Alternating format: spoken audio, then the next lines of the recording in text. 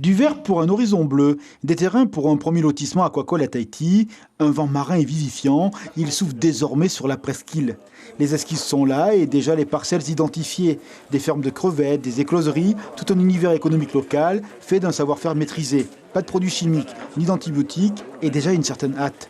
Car la pertinence du projet séduit les investisseurs, des gens du pays. Ils mettront plus d'1 milliard de francs d'investissement, un projet 100% made in fénois. Ça fait 10 ans que je traque, un terrain. Et là, l'espoir est revenu grâce au territoire. Un projet ambitieux, exigeant, les normes pour l'environnement, au-delà de la réglementation européenne. Le pays va investir presque 2 milliards. Une ambition forte. Elle est aussi une vision stratégique, gagner en autonomie alimentaire. La presqu'île est une clé, elle est le grenier de Tahiti, une vocation agroalimentaire affirmée pour les défis du monde à venir.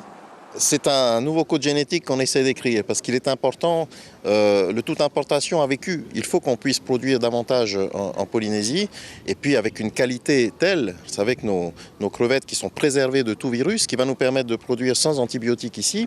Vous avez vu qu'on a aussi prévu, après la zone de production, juste derrière moi, donc d'avoir une zone de transformation de ces produits.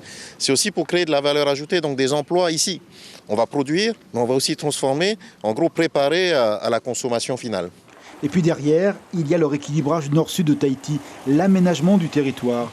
La presqu'île comme bassin de vie, deuxième pôle urbain, l'OPH se prépare à livrer dans les 2 ans quasiment 60 logements neufs. Tout s'imbrique, l'habitat, les services publics, l'emploi. Ce matin à Taravao, on parlait d'avenir souhaitable et raisonné.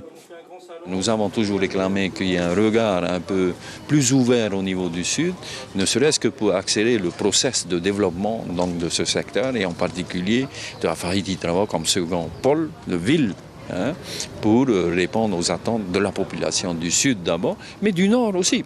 En 2023, le lotissement aquacole de Wharatea devrait commencer à fonctionner. D'autres investisseurs poussent à la porte. Ce matin, c'était Mer d'Huile sur la presqu'île.